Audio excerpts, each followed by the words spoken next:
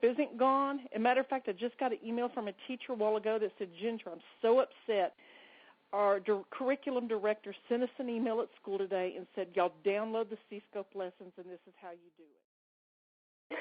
And I get a message that, I think it was Michelle Smith sent me a text message that C-SCOPE was dead. Oh, and I got actually some other messages through Facebook that C-SCOPE was dead. Well, come to find out, Senator Patrick had made this, had this press conference that C-SCOPE was dead, and I asked Michelle, I said, did Toth know anything about this? And she said, well, he was there, but I don't think he knew. And, when you just know, and I just went, oh my gosh, this is a trick. This has got to be a trick. It's too convenient, the timing. So at that point, I started sending messages to Representative Toth, do not pull this bill, please do not. And I didn't realize at the time that he had said that he would during that press conference, because remember, he was kind of ambushed. And I don't know if y'all know this, but this meeting and this deal with the ESCs, Senator Patrick had been doing this meeting with them and didn't tell anyone, and didn't tell Representative Toth until he got to the press conference. Didn't tell anyone, and didn't think to have, perhaps, Ginger or her mother there. And they're the ones who sounded the alarm on C-SCOPE. So wouldn't it be nice to have them there?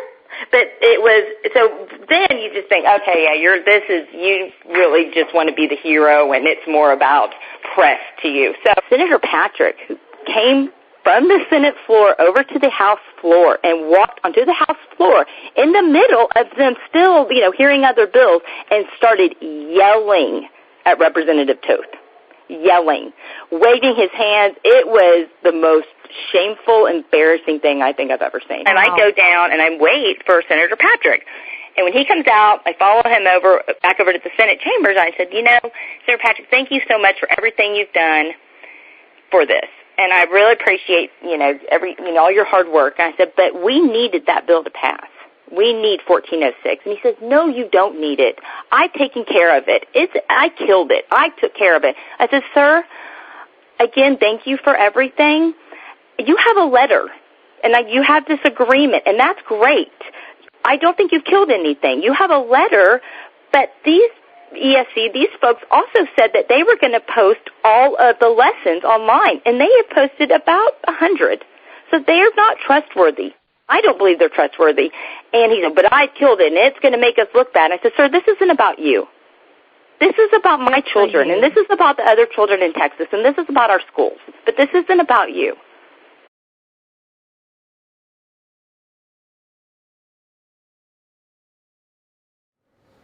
Good afternoon, and thank you for being here. And I'm pleased to be here this afternoon to help highlight and honor some hard-working local citizens who have exercised their own constitutional rights to defend the parental input of their children's education.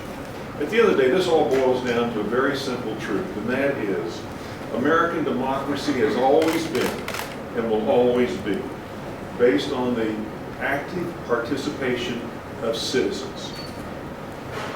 During almost all of 2012, through this past spring, continuing through today, as I travel around the state of Texas and I meet with parents and I meet with grassroots and I meet with Tea Party members, Republican men and women, I over and over again hear concerns about C-SCOPE and factual errors and bias.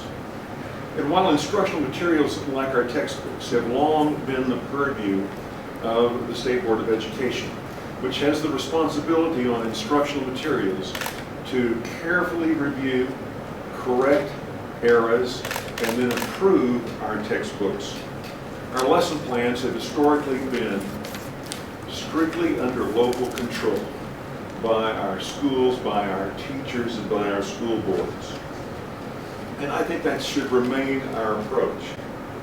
So I'm complimenting this group of citizens who've gotten involved, again, to protect their constitutional rights and protect their children from being taught values that they don't agree with and the majority of we Texans don't agree with. This issue is about teaching Texas children This issue today, what we're talking about, is empowering teachers to be able to go in the classroom and do the very best they can to inspire children, to learn, to reach levels that they never thought were possible. And I personally have a problem with any effort to politicize this process.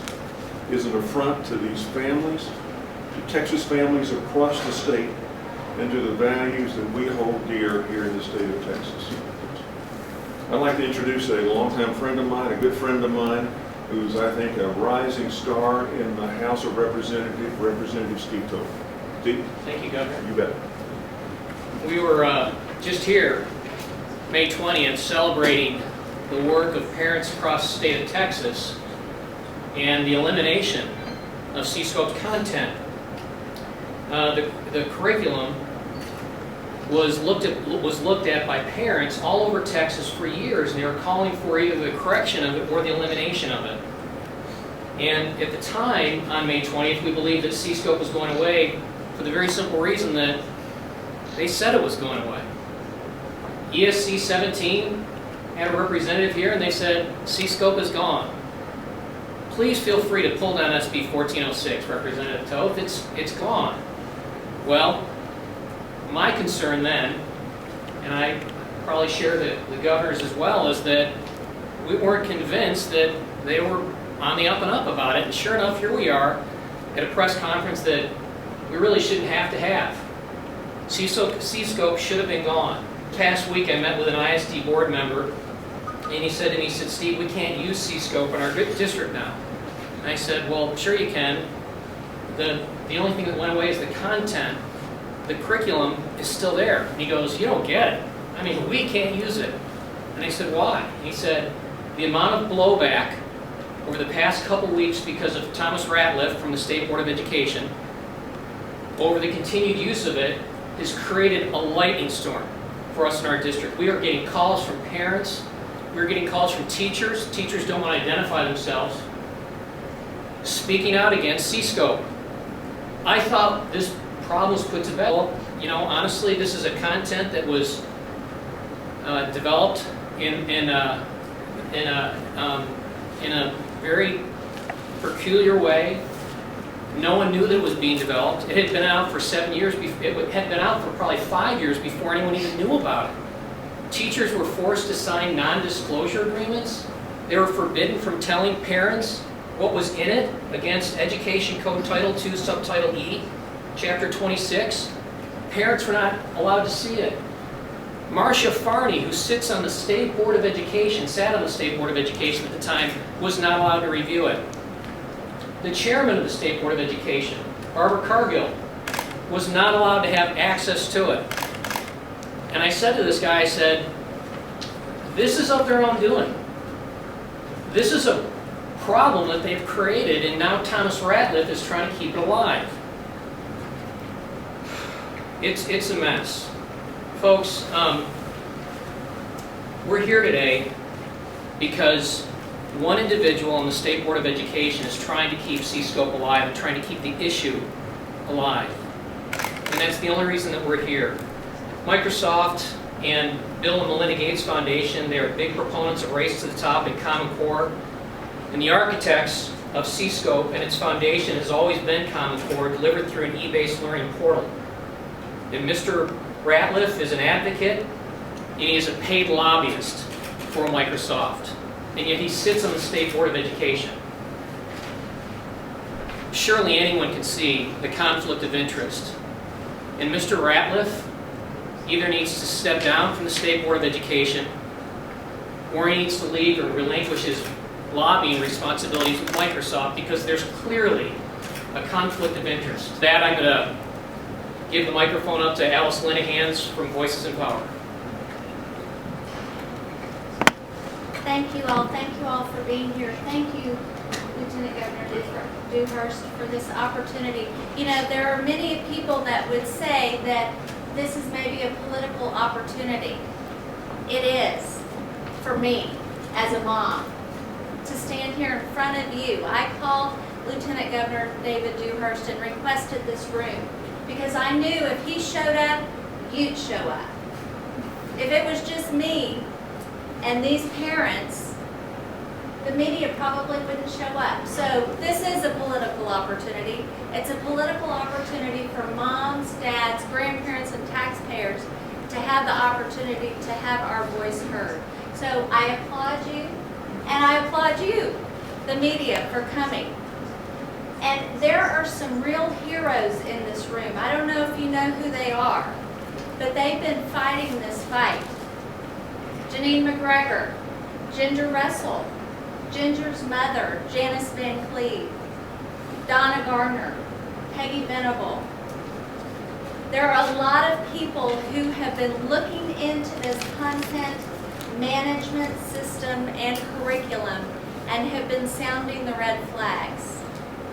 And when we would travel across this state and talk to moms and dads, I would tell people, don't believe me.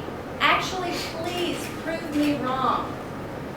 Because if you prove me wrong, I can go back to being a mom and not worry about this. And nobody's done that. Actually, the layers have been peeled back and peeled back. I truly believe that Common Core is in Texas. CSCOPE is a stepchild of Common Core. And Common Core came in through the stimulus package in 2009. It's not a Republican or Democrat thing. Many signed on to it. And it's interesting because if you ask Texas legislators if they understand the stimulus package and how it affected education, many won't know because they were left out of the process. The national and federal government went around state legislators. Isn't that interesting? Because that's the same tactic that was used to put CSCOPE in 875 districts across the state. They went around the Texas legislature and set up a 501c3 nonprofit that had complete access to our tax dollars. And so when you peel back the onion and you understand as moms and dads that your children are being taught a philosophy of education that is dangerous for the future of this nation, you will do everything in your power to fight. And I told Lieutenant Governor Dewhurst, I said, I really don't care about your political career. I care about elected officials who will fight like a dad. Elected officials who will not come to Austin and listen to lobbyists, but who will come to Austin and listen to their constituents. And there are some amazing constituents in the state of Texas, and amazing moms and dads. And there is going to be a ripple effect, I believe, in the state of Texas to stop CSCOPE, and it's starting